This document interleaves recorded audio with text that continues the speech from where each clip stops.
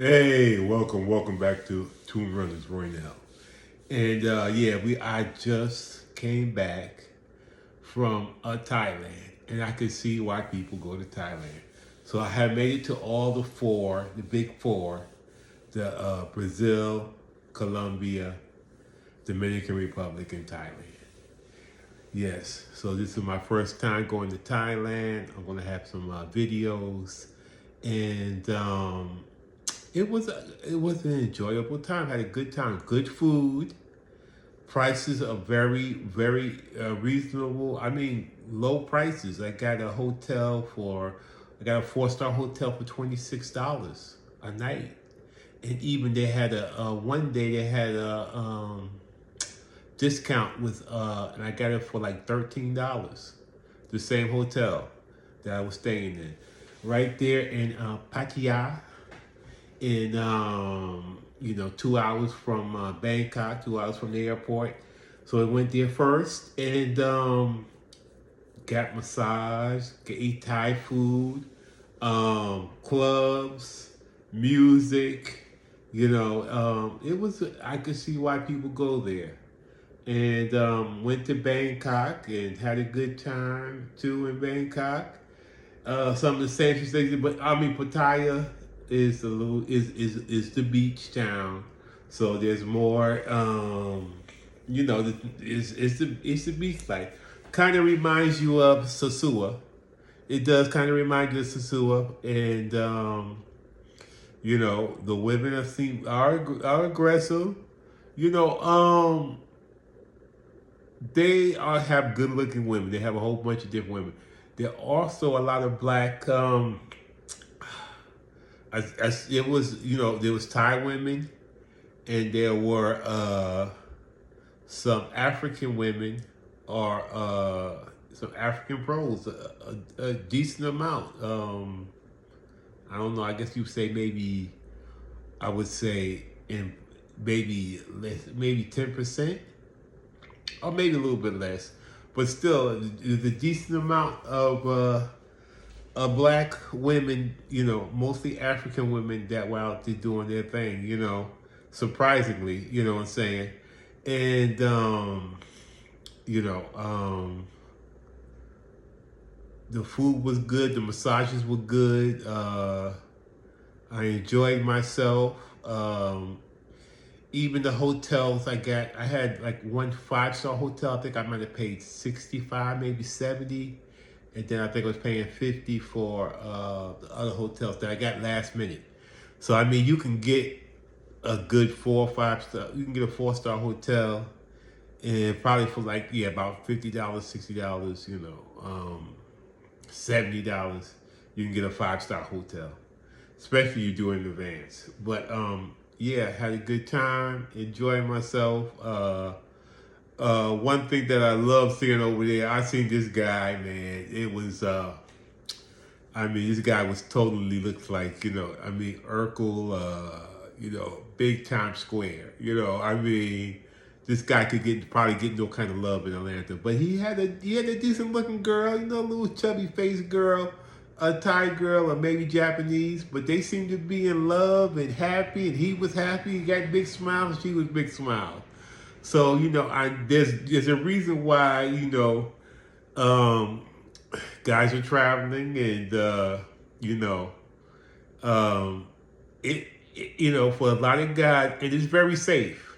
That's why we have some of our black sisters going over there. But sisters, sorry to tell you, it's safe. You can make inexpensive and good Thai food, but it's probably one of the worst places you could go, because a lot of y'all bigger than the Thai men, and y'all don't speak Thai. They speak Thai, and the Americans or the Western men are probably coming over mostly looking for Thai women or Asian women, and so y'all don't really fit the. And then you have a bunch of pros over there, so they're gonna assume that you're just a pro, and so I mean if you do the math, you're probably in the worst place to go. But these women are going. Just recently, a couple of women come out talking about She smiled at some man, said hello to some guy, and gave him the head nod. And he acted like he saw a ghost. And she was like, I don't know why. Why? Because he's over there and he's, enjoying himself. And you probably the same kind of woman that wouldn't say nothing to him in the city or in America. And you go over there and you say hello, and he's supposed to notice you. He's probably was shocked that you said something to him, and shocked that you were trying to be nice, and wants to know what's your angle, where you coming from. And like I said, there's also pros out there. So if you're not want to deal with pros, you're not trying to uh, it's just a bad place for them to go to try to find. I know why they're going over there. Going over there for the safety. They're going over there for the cost of living, and they do have alternative lifestyles. So some of them go over there actually being alternative lifestyles, and then sometimes they realize that doesn't work for them, and they try to go back and forth, and they try to use options. But you definitely, if you're trying to go over there and have something, you need to learn the language, just like in any country. And it's just not the right. It's just probably the worst place for y'all to go. But y'all gonna do what you want to do. But just several sisters over there complaining about Western men and complaining about men, and you're probably in the worst place to find Western men and black men. So I don't know what to tell you, but got to do better.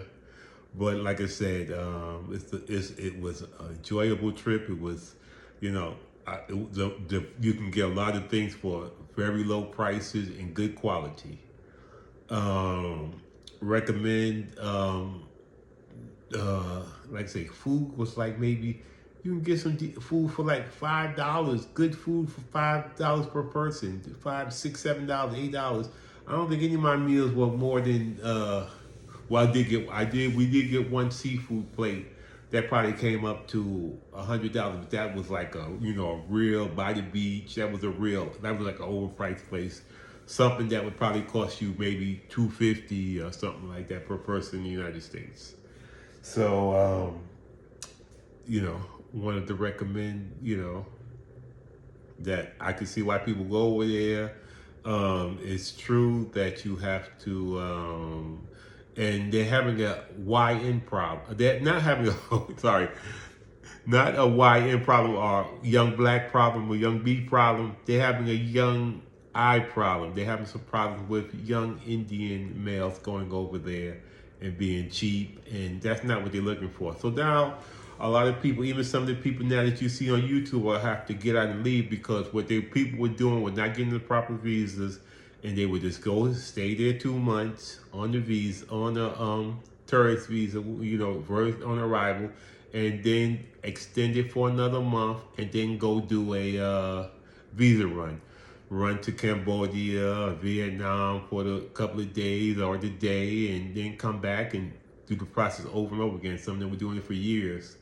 And they're shutting that down because they have a young eye problem, or they having some people coming over there abusing the system. It's not the people they're looking for. So they're shutting it down because what they're looking for, like everybody, they're looking for older, mature people who are retiring, not young people that's trying to work illegally and do illegally things to make money so that they can stay there, and not being cheap with their with the money that they do have. And they say they have problems with men coming in, buying one beer and 5 straws. So some of that's a little bit hype, but you can see what's going on. You have a group of people coming over there that's not spending the money like they probably, and trying to get things for cheap, and not trying to pay for certain things, and just trying to hustle a little bit, hustle. So they're having the problem, so that's why they're shutting down some of these loopholes that they had. But definitely a nice place to visit. It could be a nice place to live. The cost of living is low, and if you have American dollars, you can enjoy yourself.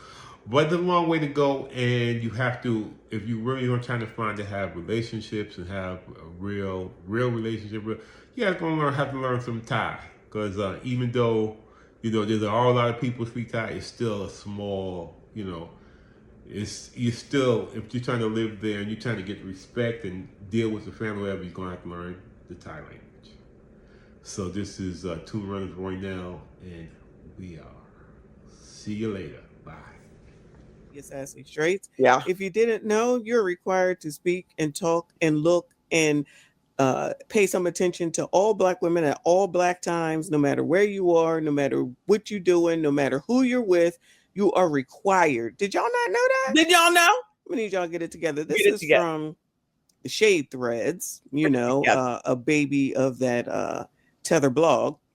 It says, woman says Black men treated her like she was invisible during her trip overseas. How dare y'all?